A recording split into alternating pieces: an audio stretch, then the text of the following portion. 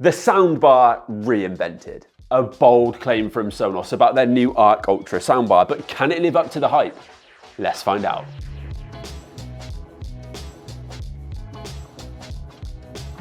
Hey guys, Louis here from Smart Home Sounds, and here it is, the Sonos Arc Ultra, looking not too dissimilar from Sonos's previous flagship soundbar, the Arc. So how big of an upgrade really is the Arc Ultra, and how have they done it? Well, there's a lot of tech spec and marketing hype to see past with this one, and as always, I'm going to focus on how this one actually performs in real world tests, because ultimately, that's what you guys need to know if you're considering this as an upgrade or as a new soundbar. Now don't worry, we've got plenty of sound tests and comparisons coming up, plus I'll be answering all of your guys' questions, including how good really is sound motion, how big of an upgrade is Arc Ultra over Arc, both standalone and in a Sonos home cinema setup? Do you still need to add a sub? Is it worth its £999 price tag? And so much more. Now, I've also found out from Sonos how Arc Ultra is actually delivering a 9.1.4 experience from a single unit, and how that changes when you add a sub and rears.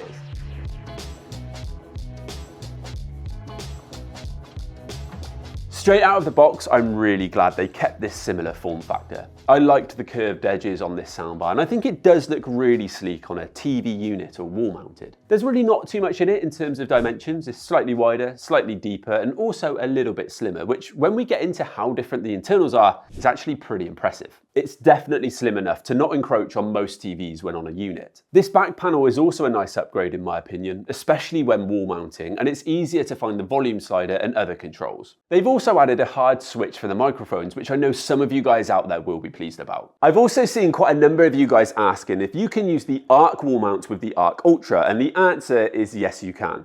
Now, I've got the Arc Ultra here with the Arc wall mount, and as you can see, the Arc Ultra simply slots on nice and easily like that. So they are technically compatible, but just bear in mind from certain angles that you will be able to see the mount, as the back panel isn't as wide on the Arc Ultra, so the wall mount pokes out a bit. In terms of connectivity, we've got a lot of options. First off, we've got a connection via HDMI, and preferably you'll use an eARC port on your TV for Atmos support, but you could also use a regular ARC or even optical with a separate adapter. You just won't be getting the most out of the soundbar if it's not eARC. Now, I've seen a lot of you commenting that you're disappointed that Sonos didn't add DTS:X support on this soundbar, so we actually reached out to Sonos and asked why that support is missing. They told us they focused on the most popular codecs used in streaming, broadcast, and gaming. So it sounds like they've decided there's just not enough demand to include it in their soundbars right now. Now, as someone who does most of their viewing on Netflix or Apple TV, this isn't really an issue for me, but I know that this might be a deal breaker for some of you, especially if you have a large Blu-ray collection. There's also no HDMI pass-through on this soundbar. Again, I know some of you were hoping for that, but honestly, Sonos have always gone for the more simple setup approach, so truthfully, I wasn't expecting to see that on this soundbar. You've got lots of choice for controlling playback. Your regular TV remote, the top panel controls here, or you can use the Sonos app via Wi-Fi, and this is where you can do most of the personalization for performance. You can also use Spotify Connect, AirPlay 2, Tidal Connect, or voice control with Sonos Voice or Amazon Alexa. New for the Arc Ultra is also the addition for Bluetooth 5.3, so you've got a lot of flexibility with streaming there. The only things missing really are Chromecast and support for Google Assistant. A few key things worth pointing out in the Sonos app. Setup was quick and straightforward following the recent Sonos app update, which is now live. Once set up, you can adjust the EQ on this soundbar with a bass and treble slider, and there's also a loudness toggle which boosts different frequencies during low listening volumes. Depending on your listening preferences, you might want to tweak these, but I'd recommend using TruePlay first. TruePlay Tuning is Sonos's room optimization software, and there are two versions available with Arc Ultra. Now, for Android users, you have a quick tuning version, which uses the built-in mics in Arc Ultra itself to tune the soundbar for its location. Apple users can use a different version, which uses the mics in your iOS device as you walk around the room for a more precise method. Either way, we've had no issues when testing, and I would definitely recommend using TruePlay so you know that your soundbar is working best in your space. Night mode is another really handy feature in the app, and this can be toggled on to reduce loud crashes and bangs so you don't disturb people when you're watching late at night. Now, this feature is even more prominent with the Arc Ultra due to that step up in bass, which you'll see shortly. Another feature that we love, especially for late night viewing, is that you can pair Arc Ultra with Sonos' wireless headphones, Sonos Ace. And this uses Sonos' sound swap technology, where you simply press the button on your headphones and the audio will send from the soundbar to your headphones.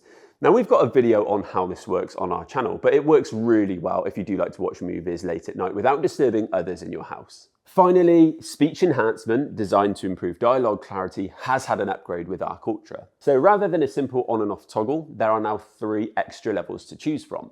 Low is a slight boost to voices and addresses minor mix issues. Medium is an improved version of Sonos' previous speech enhancement feature, so a step up on the speech enhancement setting on Arc, and high is an even more pronounced setting for those who prioritise dialogue, and Sonos have said it edits the overall sound experience. For me, as we'll come on to shortly, vocals and dialogue are very impressive on this soundbar, so I've either had speech enhancement toggled off or on low. Now it would be great if this advanced version of speech enhancement could come to other Sonos soundbars, including Arc via software update, but we'll have to wait and see if that's on the way.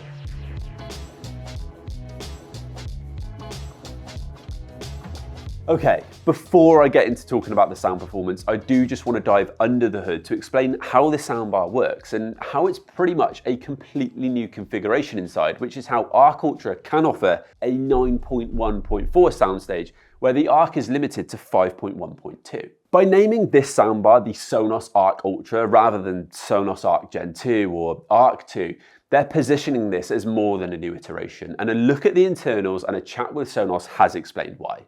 Firstly, there's a step up from 11 drivers in the Arc to 14 drivers in Arc Ultra. Now there's actually 2 less mid-bass drivers with Arc Ultra, but 4 more tweeters and an additional mid-bass woofer, which is where sound motion comes into play. There's also a step up to 15 Class D amps powering the driver, 2 of which power the sound motion woofer. Where there was a single mid-bass driver and single tweeter for the front left, right and center channels in Arc, Arc Ultra now has 6 mid-bass drivers across the front to deliver the 3 front channels. These mid-bass drivers are also using beamforming techniques and digital signal processing to project sound out towards the listener, to the sides of the room and towards the ceiling. Arc Ultra then uses tweeter waveguides to place detailed sound around your room, and finally, sound motion transducer technology in a dedicated bass woofer for the lower frequencies. Now all of that put together is how Arc Ultra has stepped up to deliver 9.1.4 surround sound, so we can now expect more presence up front, deeper bass, and a more precise sense of sound placement. Since tweeters are more directional than mid-bass drivers, they help make higher frequencies easier to pinpoint in your space, while the extra mid-bass drivers along the front should deliver a more impressive center stage. Of course, the big innovation here is the sound motion woofer, which lets Sonos keep a slim soundbar design, actually making it slightly slimmer than before, while delivering up to double the bass output of Sonos Arc, estimated around about 50 Hz. Now, if you're not familiar, Sonos acquired a company called Myat in 2022, known for developing innovative technology called Heart Motion. And this enables audio transducers to produce the same output as traditional drivers, but in a much smaller form factor. Now, this acquisition has enabled Sonos to create sound motion, which is now being used in a bass woofer in Arc Ultra. Without getting too technical, you can see here that the motors are positioned at the edges of the driver rather than behind it, allowing for more air to be displaced, resulting in added bass. There are aluminium ribs connecting the motors for more power while keeping the enclosure nice and compact. Also, these force-cancelling cones minimise vibration, giving clearer sound by letting the dual cones push air up and down in opposite directions. Now, traditional transducers often hold back product innovation, restricting the balance between product size and performance, but this technology removes that limitation, packing far more power and performance into a slim soundbar. Now, what does that mean for all of you guys? Well, aside from adding more bass without needing a larger soundbar, it should mean that the mid-bass drivers no longer need to deliver the lower end and so can focus more on the mid-bass. It should also mean that we get a more balanced sound performance as well, but all of this means nothing if it doesn't sound better in real life. So let's get into how we found it in testing.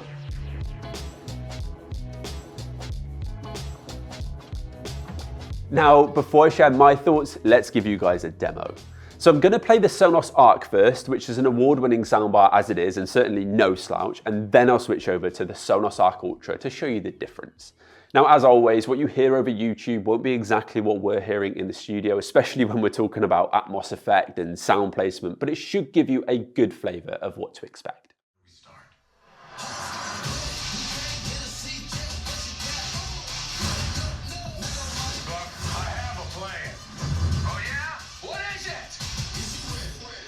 Here we go again, huh?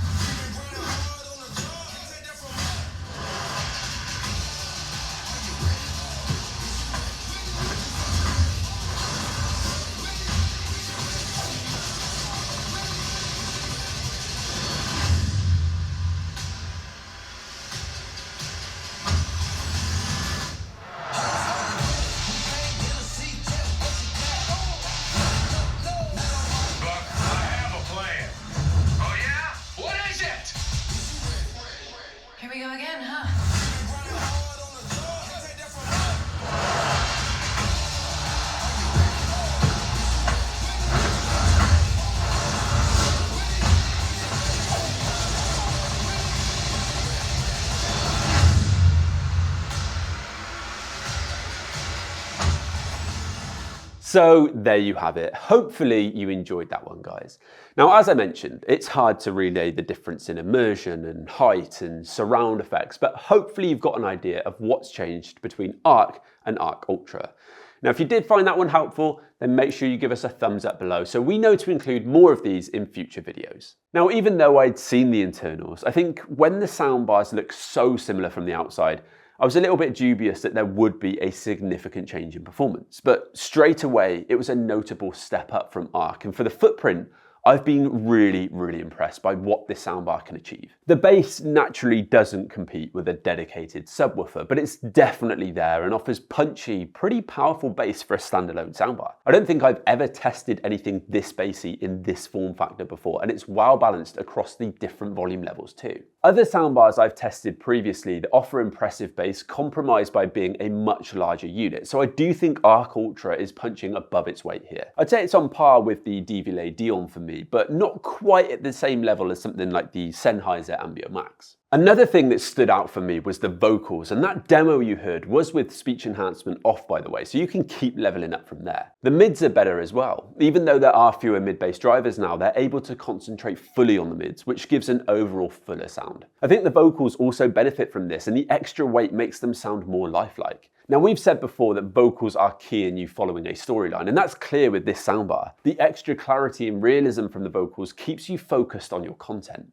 As mentioned, Arc Ultra has a very different configuration for height and surrounds, and again, this was noticeable in testing. It steers the audio better in your space, and I definitely pick up on the extra channels. It offers a wider soundstage and fills the space better, and it's harder to pinpoint where the audio is coming from, as if there are more speakers around the room. I noticed this especially in the intro sequence to Furiosa, where there are birds and insects surrounding you. They come out into the room more for a more immersive experience. You can also bump the height channels in the Sonos app if you want to take it even further. Now, I've also tested the Arc Ultra out for music, and again, there is a step up in performance here. The bass offers a more balanced, well-rounded sound performance, and the vocals are a standout feature too. It also sounds great for podcasts and audiobooks for that reason.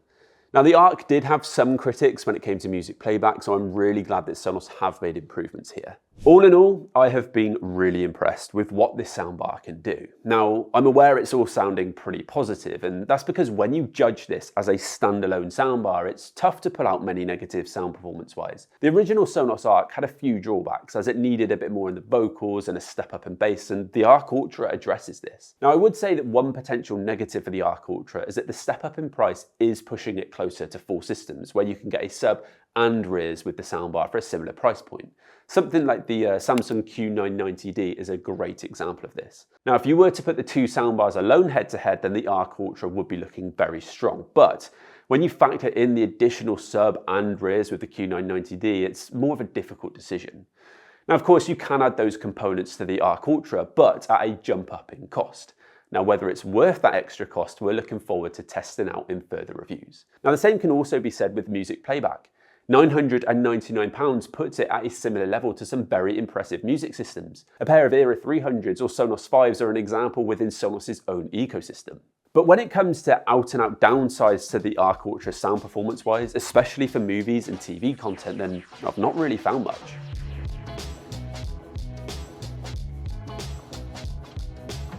If you already have a Sonos Arc and you're debating whether it's worth the upgrade, then I think it's really important to note that it's easy to get a sense of FOMO and have buyer's remorse when a new upgrade is released. I wouldn't necessarily be going out straight away to replace my existing Sonos Arc, but Having said that, if you're looking for the next step up in upgrading your performance, then I do think that the Arc Ultra is worth taking a look at. You're leveling up in the number of channels, the immersion, the bass, and the vocals, and while it's not night and day, there is a noticeable step up in performance. If you asked me how much, I'd say it's 30, maybe 40% better than the Arc overall. Now, for those who have recently spent £700 to £800 on the Arc, there's no need to rush out and drop another grand. But for those with the budget or who are considering selling their Arc or moving it into another space, then I think you'd be really happy with the upgrade. And I say that knowing that we offer a 30-day extended returns policy. So if you want to try it out and it's not worth it for you, then we'll take that on the chin. I've also seen a few of you guys asking how it compares to Beam Gen 2, and it's definitely opened the gap up now more than ever between Sonos's flagship and mid-range soundbar. Now, I'll make some more videos comparing the different Sonos setups, but Arc Ultra versus Beam and Sub Mini is an interesting one. And from initial thoughts, I'd say the immersion is what gives the biggest difference overall, especially the wider soundstage. It's almost like going from single stereo to stereo. Now, for those of you who have the Arc, Sub and Era 300 setup and want to know if it's worth the upgrade for you there, again, I will be making a full video breaking down the Arc Ultra and a full home cinema setup and discussing your options for subs and rears, but I've done some initial testing for you guys. Now, I will say that I wasn't expecting to notice such a step up, as I don't need the extra bass as I've got the Sub, and the Era 300s add a lot of immersion already, but actually, it was a notable difference, which shows that Arc Ultra is a step up in much more than bass. In most of my side-by-side comparisons, the difference in volume between Arc and Arc Ultra has been clear, and I've always felt like I needed to crank up the volume more on Arc, even when it's within the full home cinema setup. Again, in the intro clips of Furiosa, a great test scene, the dialogue has so much more clarity and presence. The bass and the special effects gives them much more impact, and the height effects with the birds overhead or the surround effect of a horse riding past, you don't miss any of those details when you've got Arc Ultra in the setup. I've been surprised by how much of a difference swapping out the Arc for Arc Ultra in the full surround sound set has been, particularly with the more impressive center stage, enhanced vocals, and more immersive placement of sound around your room. It's like the audio comes out to meet you more, and it feels more like a cohesive whole room audio performance. The added bass in Arc Ultra also changes the conversation of whether to add rears or a sub first. For me, on first thoughts, I'd now say that adding a pair of Era 300 rears would be my first step, because you already have the extra bass now with the Sound Motion woofer. Plus, the way the height and surround channels work together between the Arc Ultra and Era 300s is great, allowing for more immersion when the sound is coming from all around you. It's actually a great cinema setup for anyone who might be a bit concerned about a separate sub being a step too far. Of course, there will be a lot of you who already have a sub or want the more impactful rumble in your chest bass, and there's still a case for adding more bass to Arc Ultra. Now, previously, the crossover point for Arc and Sub was around about 110 Hz, which sometimes meant that deeper male vocals could get picked up by the Sub, which of course we don't want. Now, I reached out to Sonos, who told me that the crossover point for Arc Ultra and Sub is now 70 Hz, so we should get a cleaner bass performance from the subwoofer, and both the Sub and Sound Motion woofer in the Arc Ultra will work together to deliver the lower frequencies.